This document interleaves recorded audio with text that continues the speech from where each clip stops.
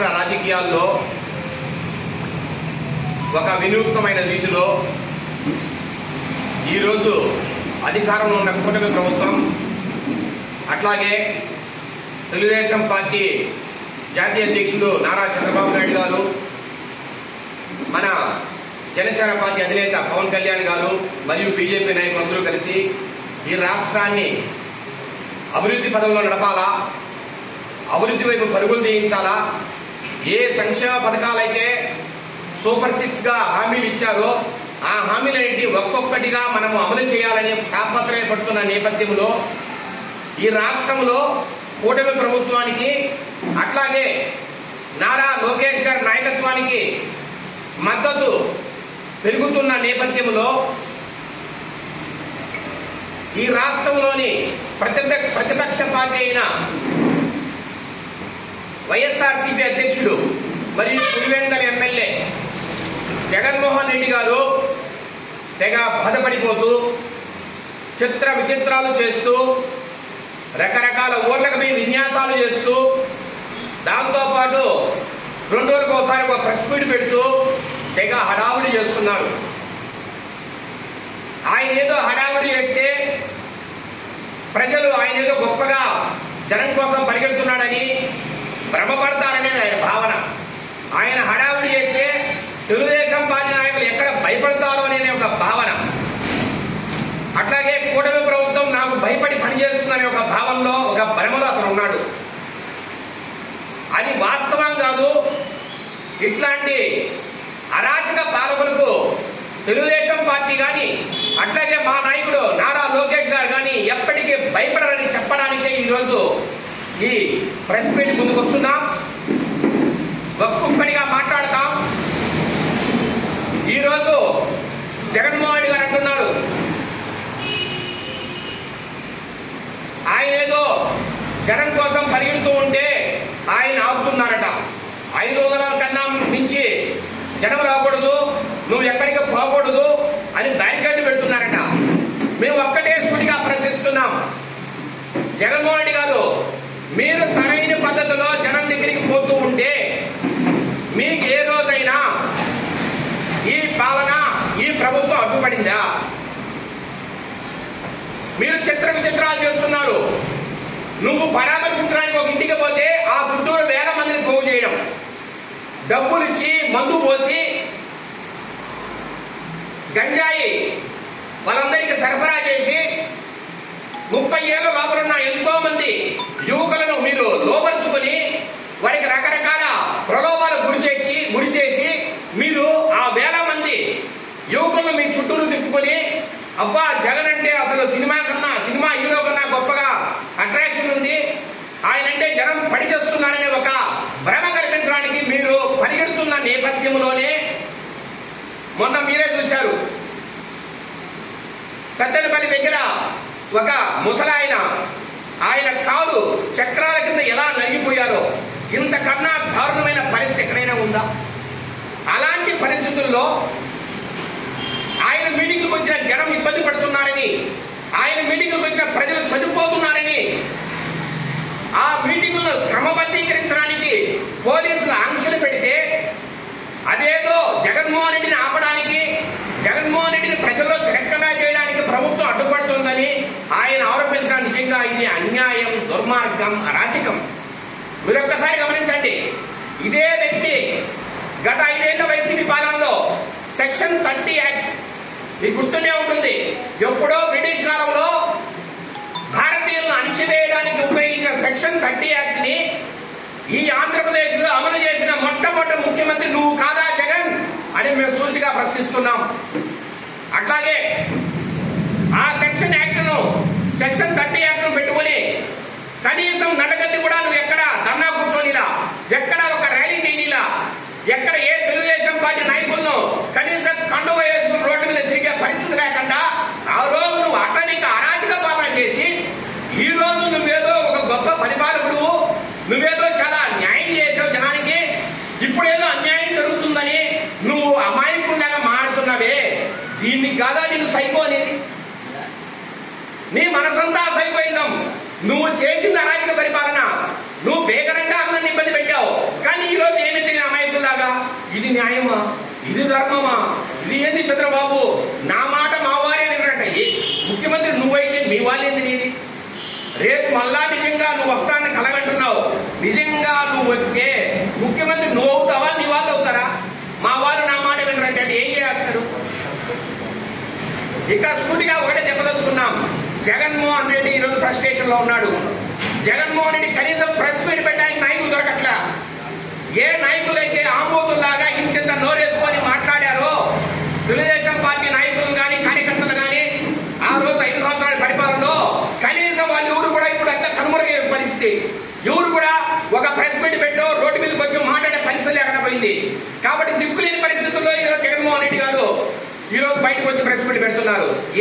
గత 5 ఏళ్ల పాలనలో నువ్వు ఎన్ని ప్రెస్ మీట్ పెట్టావు? ఒక్కసారి ఆలోచించాలి. జనమంతా కూడా ఆలోచించాలి. ఈరోజు ఆంధ్రరాష్ట్ర ప్రజానీకం గత 5 ఏళ్ల పరిపాలనలో ఎన్నో సమస్యల్లో ఉన్నప్పుడు ఎన్ని రోజులు నువ్వు ప్రెస్ మీట్ వచ్చావు జగన్మోహన్ రెడ్డి గారు? ఒక్కసారి ఆలోచించండి. ఈ రోజు 2 రోజులకు ఒకసారి ప్రెస్ మీట్ పెడుతున్నావు. ఏమంటే నీకోసం ప్రెస్ మీట్లు పెట్టే నాయకులు లేకుండా పోవడం, వారు చెప్పిన కహానీలు కూడా వెళ్ళలేకపోవడం, జనంలో మిమ్మల్ని చిత్రించుకోవడం. అందుకనే నువ్వు బయటకు వస్తున్నావు. ఈ రోజు మీరు చేసిన అరాచకాలు, మీరు చేసిన కుంభకోణాలు, 1-2 కుంభకోణాలు, ఒక్క లిక్కర్ కుంభకోణంలో 1,00,000 కోట్ల అవినీతి. మళ్ళా చెప్తున్నా ఆన్ రికార్డ్, ఒక్క లిక్కర్ కుంభకోణంలో 1,00,000 కోట్ల అవినీతి.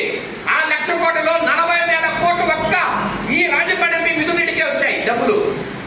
ఆన్ రికార్డ్ చెప్తున్న ఏ మాట నేను, 1,00,000 కోట్లలో 40,000 కోట్లు రాజంపేట ఎంపీ మిథున్ రెడ్డికి ఏ రకమైన కేసులు పెట్టకుండా, ఏ రకమైన ఇబ్బందులు గురి చేయకుండా వాళ్ళు ప్రజల్లో పోవడానికి ఎలా రక్షణ కల్పిస్తున్నారు ఒక్కసారి రాష్ట్ర ప్రజలంతా ఆలోచించాలి.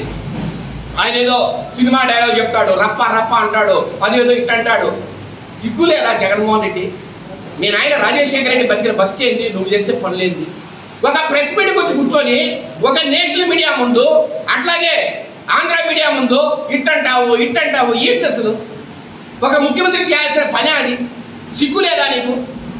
ఒక ముఖ్యమంత్రి ఎంత హుందాగా ఉండాలి అంటే నువ్వు ఇట్టంటే భయపడిపోతావా?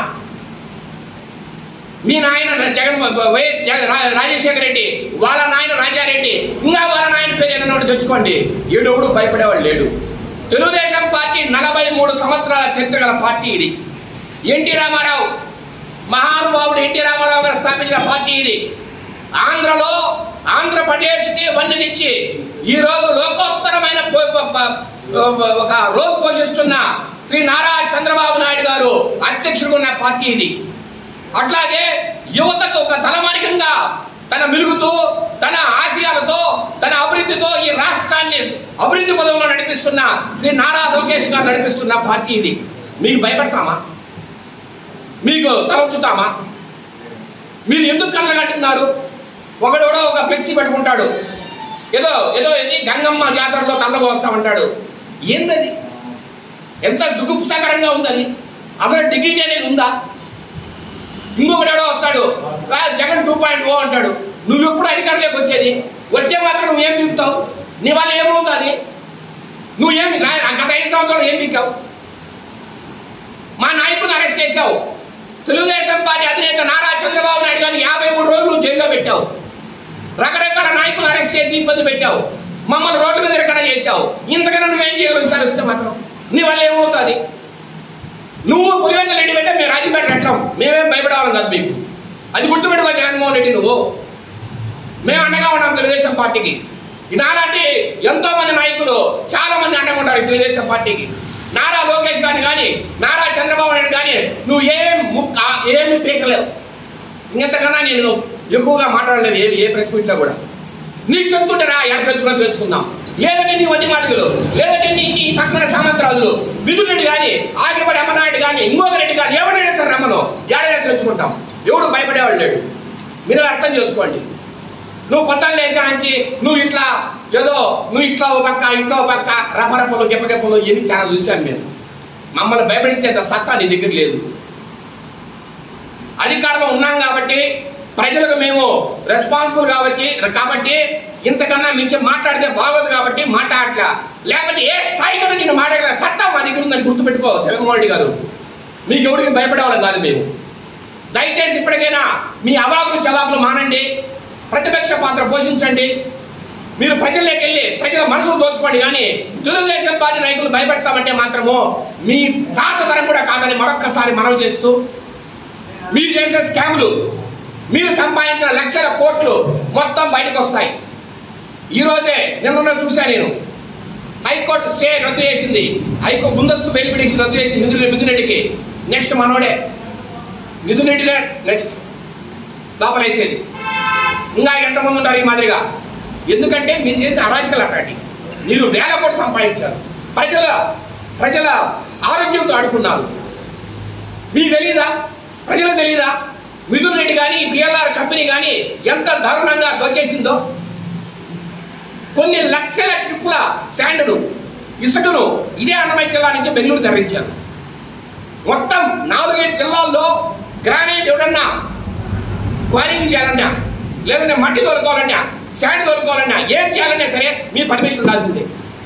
ఎవరైనా క్వారీ యజమాని మీ మాట లేదంటే 2 కోట్లు 3 కోట్లు ఫైన్ వేయించారు మీ నాయన ఆ మంత్రిగా ఉన్నప్పుడు, మైన్స్ మినిస్టర్గా ఉన్నప్పుడు. ఇంతకన్నా అన్యాయం ఎక్కడైనా ఉందా? నువ్వా మాట్లాడేది ప్రజాస్వామ్యం గురించి? జగన్మోహన్ రెడ్డి సిగ్గుందా అసలు నీకు అని?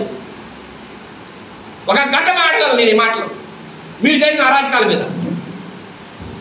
మైన్స్లో ఎన్ని కుంభకోణాలు ఉన్నాయి? లిక్కర్ కుంభకోణం ఎంతది? శాండ్ ఎంతది? రకరకాల కాంట్రాక్ట్లు మీరు అప్పగించి ఎంత దారుణంగా దోచేశారు, ఎంతమంది ఇబ్బంది పెట్టారు.